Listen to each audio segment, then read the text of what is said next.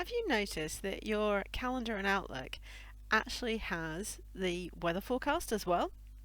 Well, here is mine up the top on towards the right hand side, and I'm based in the UK.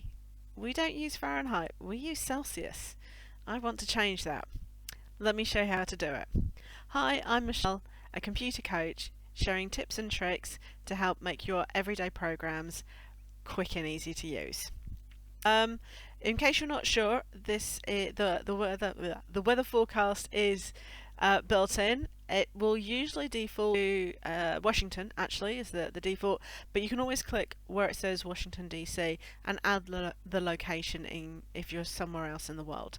But as I said, I'm actually not in Fahrenheit. We use Celsius over here, and I want to change that. Click on the File menu, and of course, just move my video out of the way. And I want to click Options here at the bottom on the left hand side.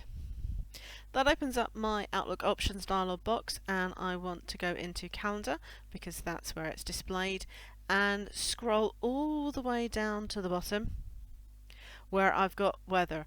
I can actually disable and not show the weather on my calendar if I don't want to, but you'll see show temperature in. I'm just going to click into Celsius and say OK, and it will request it, and now it's in the right option for me.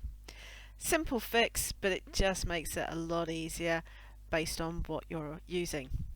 If you like this video, please do give it a thumbs up, and remember to subscribe to be notified as new videos are available. I will see you next time.